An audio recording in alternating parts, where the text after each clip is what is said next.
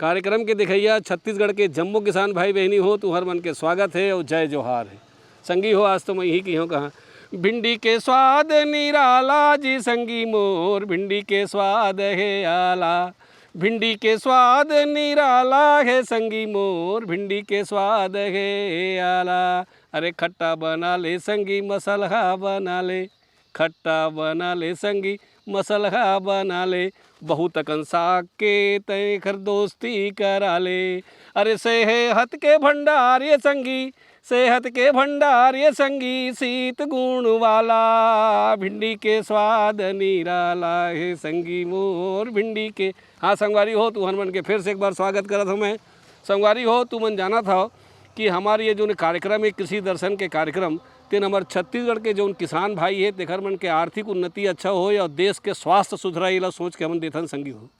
आज हम आप मन ला भिंडी के आधुनिक खेती कैसे करे जाए यही विषय में जानकारी देबो संगवारी हो। तुमन जाना तो कि भिंडी ऐसी चीज़ है रमकेरिया जेला अंग्रेजी में लेडी फिंगर घलो की थे। तो ये भिंडी एक ऐसी चीज़ है तेला खट्टा बना ले मसाला बना ले और एकर में बहुत अकन औषधि के गुण घलो है संगी हो। और ये हर कम पानी में तैयार होते, ज़्यादा रोग राई घलो नहीं लगे। तो भिंडी के आधुनिक तरीका से जब हम खेती करबो तो निश्चित रूप से तुम्हारा बहुत फायदा होई संगी हो। तो ये भिंडी के खेती कैसे करे जाए, आधुनिक तरीका का है एकरे जानकारी आज हम आप मन देवाबो संगवारी हो। और संगी हो ये विषय के विशेषज्ञ के रूप में आज हमारे बीच में हमारे राम भरत ओझा जी और ये जो है तेन PNB के कृषि प्रशिक्षण केंद्र के प्रशिक्षक आए मन है। तो संगी हो एकर मन से मन आज बढ़िया भिंडी के उन्नत खेती कैसे करे जा सकत है, आधुनिक खेती से कैसे करे जा सकत है एक जानकारी लेबो। लेकिन आज के हमारे विषय ला शुरू करे से पहले आवाल एक छोटे सा संदेश ले लेथन।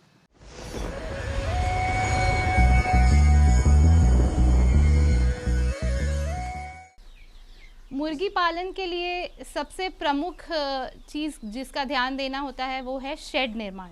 शेड जो होता है हमारा वो मुख्यतः पूर्व से पश्चिम दिशा की ओर होना चाहिए, जिससे कि धूप जो है और हवा का जो संचार है वो पर्याप्त रहे, ज़्यादा धूप ना रहे, ज़्यादा गर्मी, ज़्यादा बारिश, ये सब चीज़ें हमारे मुर्गी शेड पर नहीं पड़नी चाहिए।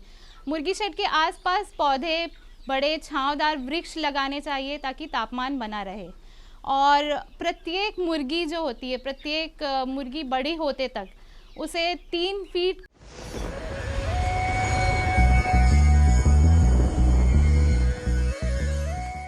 संदेश के बाद संगवारी हो तू हर मन के फिर से एक बार स्वागत मैं करत हूँ।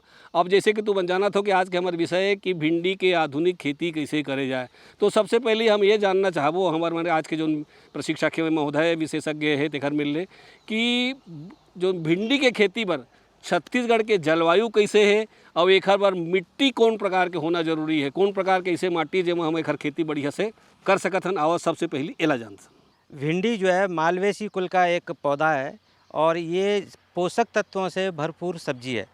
इसमें प्रोटीन, कार्बोहाइड्रेट्स, खनिज जैसे कैल्शियम और फास्फोरस और आयोडीन, इसके साथ साथ विटामिन जिसमें A, B, C, राइबोफ्लाविन वगैरह सभी प्रचुरता में पाए जाते हैं। यह स्वास्थ्य की दृष्टि से बहुत अच्छी सब्जी है और ये कब्जनाशक भी है, इसलिए भारत में क्या अन्य देशों में भी लोकप्रिय सब्जी है। और इसके जहाँ उत्पत्ति का संबंध है ये भारत की ही फसल है, भारत ही इसका ओरिजिन है और संपूर्ण भारतवर्ष में उगाई जाती है। छत्तीसगढ़ में देखा जाए तो ये इसके प्रत्येक ज़िले में उगाई जाती है। और इसकी जलवायु के संदर्भ में यदि मैं बात करूं तो कह सकते हैं ये खरीफ और जायद की फसल है।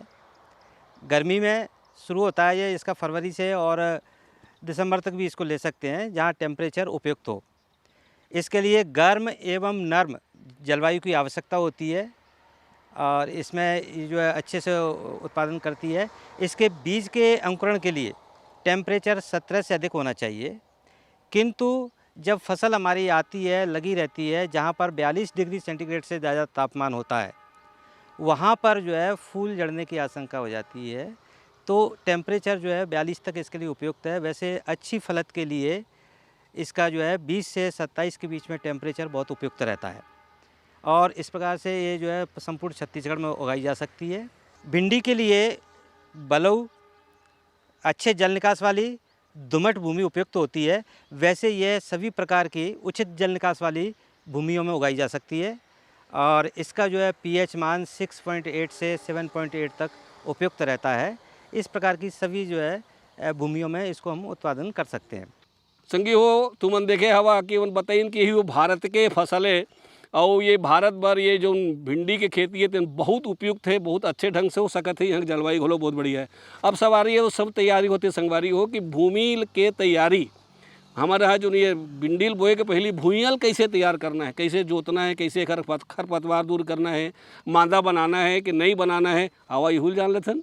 किसान भाइयों, भिंडी लगाने के लिए हमको भूमि की थोड़ा अच्छे से तैयारी करनी पड़ेगी। इसका हम शुरुआत ऐसे करते हैं, जिस खेत में हमको भिंडी लगाना है सबसे पहले हम उसका मृदा परीक्षण करवाएं, जिससे हमको उसमें उस फसल के लिए कितना उर्वरक देना है, क्योंकि मिट्टी परीक्षण से संतुलित पोषक तत्व देने में हमको मदद मिलती है। और जो फर्टिलाइज़र का अपव्यय होता है, ज़्यादा फिजूल खर्ची होती है, वो भी हम रोकते हैं। तो इसके लिए सबसे पहले हम मृदा का सैंपल लें, उपयुक्त संस्थान से जो है उसका जांच करवाएं, फिर उसके आधार पर हम जो है आगे की फसल के लिए उसके फर्टिलाइज़र का कलेक्शन करके संग्रह करके रखें। मिट्टी की तैयारी के वक्त अच्छा जो है हैरो से पहले जुताई करें, फिर कल्टीवेटर से उसको भुरभुरा बनाएं और अच्छा पाटा चला करके समतल कर दें। हमको भिंडी लगाना है, भिंडी दो तरीके से लगा सकते हैं। जैसे गर्मी में यदि पानी कम है तो लाइन खींच करके मादा बना करके मादा के किनारे किनारे लगाएं, जिससे मादा के नीचे जो पानी जाएगा वो अच्छे से कम पानी में भी पूरे फसल अच्छे से हो पाएगी। जहाँ पर जो है पानी अच्छा है फ्लड में, वहाँ हम क्यारियाँ बना करके लगा सकते हैं। ठीक इस प्रकार से ही खरीफ की फसल में भी हमें क्यारी और मादा दोनों ही स्थितियों में फसल लगाना चाहिए। जैसे कि बरसात में जहाँ अच्छा जल निकास है वहाँ हम क्यारियों में लगा सकते हैं, लेकिन जहाँ जल भराव की आशंका हो वहाँ हम मेड़ पर बना करके भिंडी लगाएं। इस प्रकार से हम जो है उसकी भूमि की तैयारी हम किसान बंधुओं को करना चाहिए। अब हमार खेत है भिंडी ला बोए बर बिल्कुल तैयार हो गए, मांदा बन गए, खेत समतल हो गए और शुरू थोड़ा बहुत खातू माटी घलो डाल रहे संगी हो। अब जरूरत पड़ी हमला बीजा की। अब तुमन जानता हो कि बीजा हा बहुत महत्तम के चीज़ होते, तो एमा हमला बीजा कैसे डालना है, कतका मात्रा में डालना है और कौन कौन किस्म के जो बीजा है तेन छत्तीसगढ़ पर बढ़िया है, बीजोपचार के महत्तम है कि नहीं है, का एला हमन नर्सरी से भी लगा सकथन कि सोझे बीजा से लगा सकथन, कौन ज़्यादा फायदेमंद है, आवा हमारे प्रशिक्षक महोदय से जानथन। किसान भाइयों, भिंडी की फसल के लिए बीज के चयन का महत्वपूर्ण कारक है। यदि हमको अच्छी उपज लेना है, लागत मेंटेन करना है, रोग व्याधि में कम खर्च करना है, तो बीज का चयन हमको बड़ी सावधानी के साथ करना चाहिए। आम तौर पर जो हमारे विभिन्न कृषि संस्थान हैं, जिन्होंने उच्च कोटि के हाइब्रिड बीज तैयार किए हैं, जो बहुत सी बीमारियों के प्रति प्रतिरोधी हैं, कीटकों के प्रति प्रतिरोधी हैं, ऐसे बीजों का हमको सिलेक्शन करना चाहिए। और बीज जब हम लगाते हैं, जैसा कि कहा गया है कि हमको बीज किस तरह से लगाना है, तो एक तो हम डायरेक्ट फील्ड में लगा सकते हैं, मेड़ में लगाना है तो फील्ड में लगा सकते हैं, नालियों के किनारे लगाना है तो भी हम जो है उसको लगाते हैं, क्यारी में भी वैसे लगाते हैं। लेकिन लगाने से पहले हर बीज को हमको थायरम, कैप्टान या अन्य जो हमारे पास फफूंदनाशक है उससे उपचारित कर लेना चाहिए। बीज को उपचारित करने के बाद ही हम उसमें उसको लगाएं। ये तो हो गया फील्ड में डायरेक्ट बोने का। लेकिन मान लीजिए हमको अर्ली वैरायटी लगाना है, जैसे कि ठंड जा रही है और फरवरी में आमतौर पर फरवरी मार्च में लगाते हैं भिंडी, लेकिन हमको कुछ और पहले लगाना है, तो ट्रे में बीज डाल करके और उस ट्रे को ऐसे चाहे तो ग्रीन हाउस में या ऐसी जगह पर जहाँ टेम्परेचर 20 से ऊपर रहता हो, वहाँ ट्रे में उगा करके, ट्रे में कोकोपीट में उगाएं हम उस बीज को, और उसके बाद एक एक जो है हम ट्रांसप्लांट करें। तो ये विधि भी बहुत अच्छी है। ये जो है कई जगह प्रयोग किया गया है, जहाँ हमको जल्दी तैयार करना है फसल, वहाँ इस तरह से हम ट्रे में बीज उगा करके भी लगा सकते हैं। मतलब पौधरोपण प्राय भिंडी में आमतौर पर किसान करता नहीं है, प्रैक्टिस कम है, लेकिन ये प्रैक्टिस भी बहुत अच्छी है यदि किसान चाहता है तो इस प्रकार से हम जो है बीज का चयन करें। भिंडी की किस्में जैसे हमारा ICRI से Indian council of agriculture research, भारतीय कृषि अनुसंधान संस्थान पूसा से पूसा A4 बहुत अच्छी वैरायटी है। ये जो है पीत रोग जो मोजेक होता है उसके प्रति प्रतिरोधी है, जैसिड एफिड के प्रति प्रतिरोधी है, फल मध्यम रहता है, 10 से 15 टन प्रति हेक्टेयर इसकी उत्पादन होती है। ये बीज अच्छा है।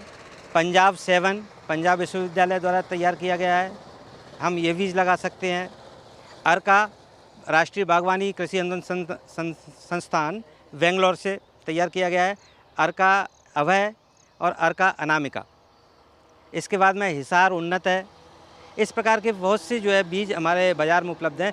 फिर कुछ निजी कंपनियां जो सरकार द्वारा अनुशंसित या अनुसंधान द्वारा तैयार किए गए हैं, सिलेक्शन 1 या हाइब्रिड 1 बीज जो बाज़ार में उपलब्ध हैं, जो उन अनुशंसाओं के आधार पर हैं, उनका भी हम उपयोग कर सकते हैं। और इस प्रकार से जब कोई भी, लेकिन एक किसान ध्यान रखे, भले ही हम जो है किसी विश्वसनीय प्राइवेट संस्थान से बीज खरीद रहे हैं या शासकीय संस्थान से खरीद रहे हैं, लगाने से पहले उसको आप स्वयं एक बार उपचारित अवश्य करें। तो संगियो बीजा के किस्म के बहुत महत्व है। हमारे प्रशिक्षक महोदय हमला बताई सब है, तो किस्म के बहुत बढ़िया ढंग से ध्यान रखना है और ओकर बताए विधि से हमला बीजा लगाना है। संगी हो, अब हमला ज़रूरत पड़ी है कि फसल के तैयार के हो तक ले शुरू से लेकर आखिरी तक के पानी की ज़रूरत पड़ी संगी हो, जल प्रबंधन की।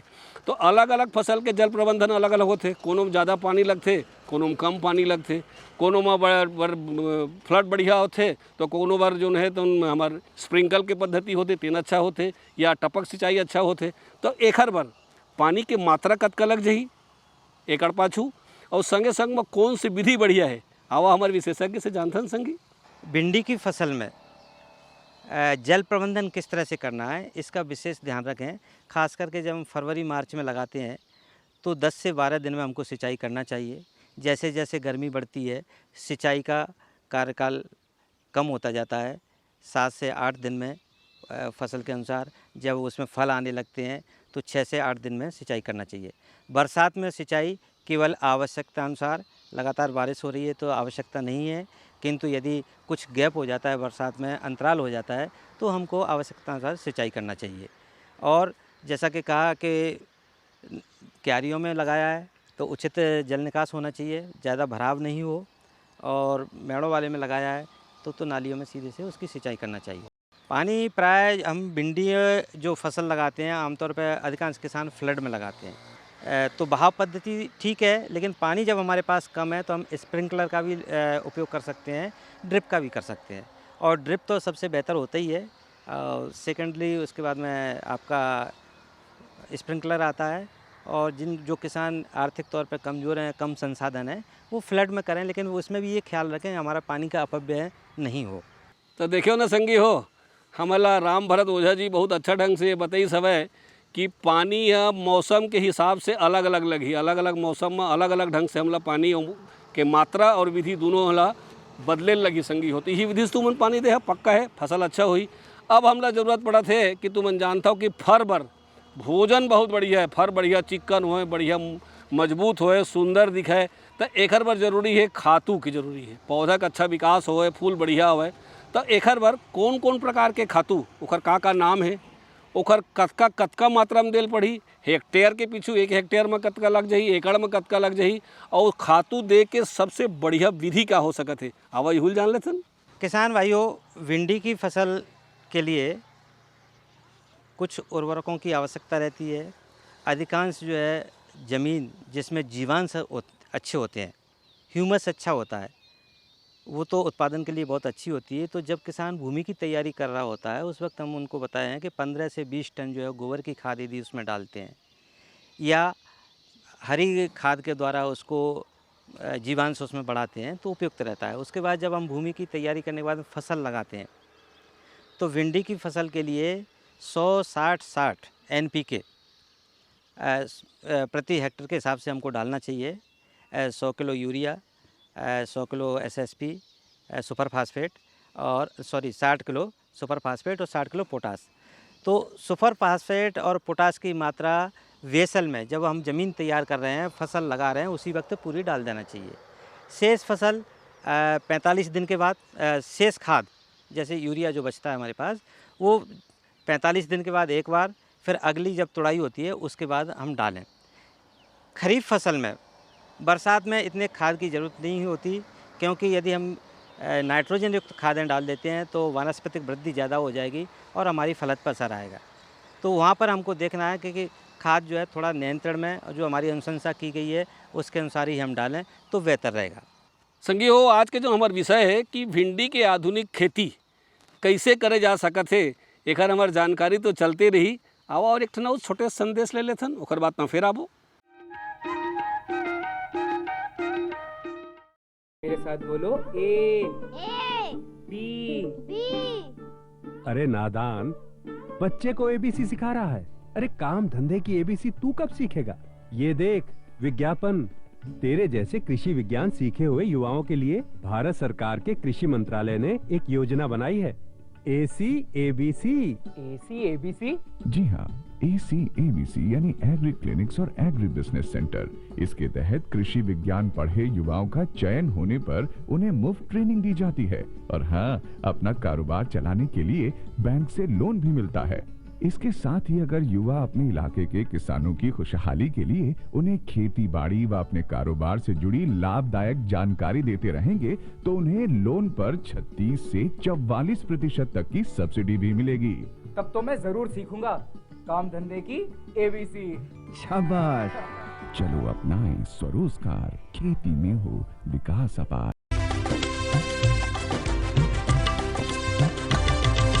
सहकारिता के बल पर विकास के लिए उठे कदम, जन सहकार की ताकत लेकर आगे बढ़ते जाएं हम। जन जन ने इस क्रांति में है विश्वास जगाया, हम सब ने मिलकर विकास का परचम है फहराया। सहकारिता है अपने विकास की पहचान, नए दौर में सहकारिता ही भारत का अभिमान। कृषि मंत्रालय भारत सरकार द्वारा जनहित में जारी। गांव-गांव और शहर-शहर में बात चली, राष्ट्रीय बागवानी मिशन की लहर चली। आसान हुआ अब फल फूल मसाले उगाना, नर्सरी लगाना और जैविक खेती अपनाना। अब हुआ तकनीकी प्रशिक्षण पाना आसान, विपणन के लिए भी है सहायता के प्रावधान। अधिक जानकारी के लिए जिला बागवानी अधिकारी या राज्य बागवानी निदेशक से संपर्क करें। राष्ट्रीय बागवानी मिशन, जीवन संवारे, खुशियां फैलाए।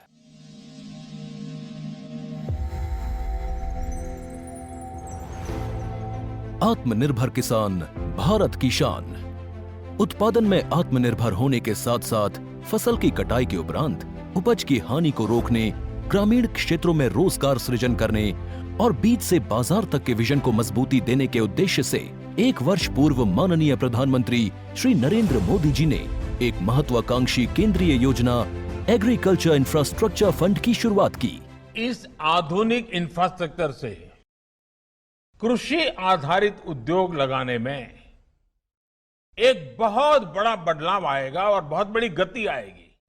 साथियों, अब हम उस स्थिति की तरफ बढ़ रहे हैं जहां गांव के कृषि उद्योगों से फूड आधारित उत्पाद शहर जाएंगे और यही तो आत्मनिर्भर भारत अभियान का संकल्प है। एग्रीकल्चर इंफ्रास्ट्रक्चर फंड से पात्र लाभार्थी गोदामों का निर्माण कर सकते हैं, छटाई या ग्रेडिंग इकाई, पैकिंग हाउस, सप्लाई चेन और कोल्ड चेन जैसी सुविधाएं या फिर प्राथमिक कृषि प्रसंस्करण केंद्र की स्थापना कर सकते हैं। इस योजना के तहत पात्र लाभार्थियों को 2 करोड़ रुपए तक के ऋण पर अधिकतम 7 वर्ष के लिए ब्याज में 3% तक की छूट दी जा रही है। ऋण पुनर्भुगतान के लिए 6 महीने से 2 वर्ष तक मोरेटोरियम की सुविधा भी उपलब्ध है।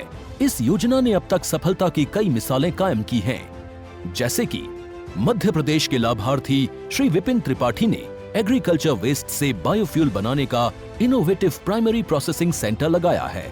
लोन मिलने की वजह से हम समय पर सारी मशीनों का प्रोक्योरमेंट और सारा सिविल वर्क टाइम पे करवा पाए, जिससे ये प्रोजेक्ट को लगाना संभव हो पाया।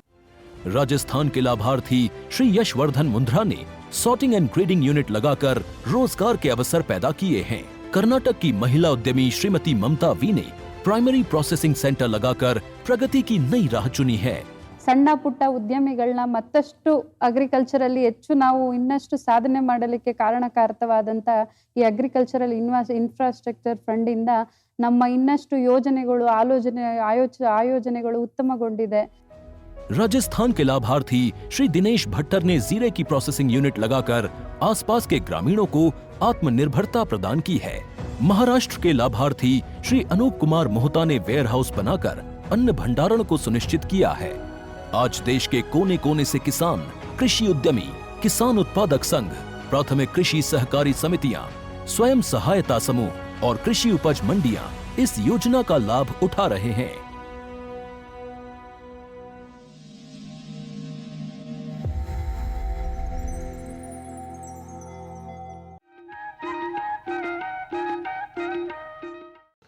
संदेश के बाद संगवारी हो तू हर मन के फिर से एक बार स्वागत है। अब आते सबसे महत्तम की चीज़ ये जो न हमला फ़ायदा पहुँचा ही संगी हो, अगर हम ये काम ला कहूँ अच्छा से नहीं करें तो हमार पूरा तैयार फसल के हमला बहुत अगर नुकसान हो सकते। वो आए का कि कटाई छटाई कैसे करना है और खर तोड़ाई कैसे करना है। हम कैसे जानबो कि यह तोड़े के लायक हो गया हवा। अब ये बाजार के लेना है तो कैसे बाजार लेके बार हमला कौन कौन बात के ध्यान रखे पड़ी और कटाई और छटाई के कतका महत्व है यूल जान लेते हैं संगवारी हो। हमारी फसल उत्तरोत्तर बढ़ती जा रही है। जैसा हमने कहा, हमने उसमें कीट व्याधियों के द्वारा नियंत्रण किया और निश्चित तौर पर इस पूरे यात्रा में हमारी पौध जो है करीब करीब 45 दिन की हो गई। उसमें फूल भी आ रहा है, फल भी आ रहा है। फल का साइज़ मध्यम आकार का हो, उसकी नोक को हल्का सा तोड़ें तो आसानी से टूट जाए, तो हम देखते हैं कि वो फल तोड़ने लायक हो गया है। फल की तुड़ाई करें, लेकिन फल की तुड़ाई करते वक्त खास करके दो चीज़ों का ध्यान रखें। एक तो चेहरे पर मास्क या कपड़ा बांध के रखें, क्योंकि भिंडी की फसल में चूसक कीड़े बहुत से रहते हैं, तो वो आपके नाक में जाएंगे, आपको एलर्जी टाइप का कर सकते हैं। दूसरा, वो अधिकांश भिंडी की फसल में हल्के हल्के रोम होते हैं, वो उंगलियों को घायल कर सकते हैं। तो ग्लव्स पहन करके, प्लास्टिक के ग्लव्स पहन करके वो भिंडी की तुड़ाई करें। जब मुलायम अच्छे 12 से 15 सेंटीमीटर या 10 से 12 सेंटीमीटर अलग अलग किस्म के अनुसार फल की जो क्वालिटी होती है बाज़ार में बेचने लायक, उसको हम तोड़ते हैं। और तुड़ाई हमको हर तीसरे से चौथे दिन के बीच में कर लेना चाहिए, अन्यथा हमारी जो फसल कड़ी हो जाती है और बाज़ार भाव हमको कम मिलता है। तो ये भाई हो संगवारी हो कटाई और छटाई के बाद। अब संगवारी हो एक कहे कि सर्वारंभ अर्थ प्रस्थमूला, माने सब काम के शुरुआत में पैसा के जरूरत पड़ते संगी हो। तो अगर हमला एमा कतका पैसा लाग जाही और कतका हमला फ़ायदा हुई, ये ला जानना जरूरी है। काबर के कहूँ ज़्यादा लागत लगी फ़ायदा नहीं हुई तो हमारा खेती करे से कोई फ़ायदा नहीं हुई। तो एमा हमला हेक्टेयर पाछू कतेक अकन पैसा लाग सकत है, कौन कौन भाग में कतेक कतेक पैसा लगी और एक जो लागत है तेकर से हमारा कतका फ़ायदा उठा सकत हन दो बार के फसल में। आवा यूल जान लेते हैं संगवारी हो, ये बहुत महत्व की चीज़ है। भिंडी की फसल के लिए ज़्यादा लागत की ज़रूरत नहीं पड़ती और कम लागत में ये ज़्यादा फ़ायदा देती है। प्रति एकड़ की हम बात करें तो 25 से 30 हज़ार रुपया जायद में और इतना ही खरीफ में लागत आती है। खरीफ में खाद की कुछ मात्रा कम लगती है तो जायद की तुलना में 5-6 हज़ार प्रति एकड़। यदि इसको हम हेक्टर में कहें तो प्रति एकड़ 50 हज़ार अधिकतम इसकी लागत आती है जायद की फसल में, और 45 से 50 हज़ार खरीफ में इसकी लागत आती है। और उसकी तुलना में इसका जो लाभ है वो 1.5 से 2.5 लाख तक प्रति हेक्टेयर हमको जाता है। तो इस प्रकार से ये बहुत ही लाभदायक फसल है। इसमें जो है हमको ज़्यादा मेहनत भी नहीं करना पड़ती। हाँ, ये ज़रूर ध्यान रखना पड़ता है कि फसल जब उपयुक्त तो टूट गई तो उसको शाम को तोड़ने के बाद सुबह तक मार्केट में पहुंचाना होता है। हालांकि बाज़ार में कुछ सॉल्यूशंस उपलब्ध हैं जिनसे उनकी भंडारण क्षमता 1-2 दिन बढ़ाई जा सकती है। अब किसान भाइयों, यदि आप इस तरह की सब्जी की खेती कर रहे हैं या बागवानी संबंधी बहुत सी क्रॉप ले रहे हैं तो दोनों ही विभाग, कृषि विभाग और बागवानी विभाग, आपको बहुत सी सुविधाएं देते हैं। जैसे बोरवेल के लिए संभवतः शाकंभरी योजना चल रही है। कृषि उपकरणों के लिए 50% पे कृषि विभाग भी अनुदान देता है, आपका बागवानी विभाग भी देता है। बागवानी विभाग आपको उन्नत बीज उपलब्ध करवाता है। इसके लिए आपको स्थानीय बागवानी जो डिपार्टमेंट है वहाँ किसानों को संपर्क करना पड़ेगा। ड्रिप और सिंचाई साधनों के लिए भी 50 से 70% अनुदान पर अपने पास उपलब्ध हैं। इनके लिए अपने संबंधित एरिया के कृषि विकास अधिकारी या उद्यान विस्तार अधिकारी से किसान बंधुओं को संपर्क करना होगा। तो देखे संगवारी हो कि भिंडी के आधुनिक तरीका से कैसे ढंग से अच्छा एखर खेती करे जा सकते। ओखर जम्मो बात ला हमला राम भरत ओझा जी बहुत अच्छा ढंग से बताइन हमें कि हमला भूमि कैसे तैयार करना है, बीजा कैसे तैयार करना है, पानी कैसे डालना है, खातू कैसे डालना है, खरपतवार के छटाई उटाई के का महत्व है तुमन जानी रहे संगवारी हो। हमला विश्वास है कि आज के बताए विधि के हिसाब से तुहू मन बढ़िया रमकेरिया के खेती करो और खूब कमाओ। और वही आदरी बार एक नवा विषय लेके आपके सेवा में हाजिर होवो। तलघस जम्मो संगवारी मन ला जय जोहार।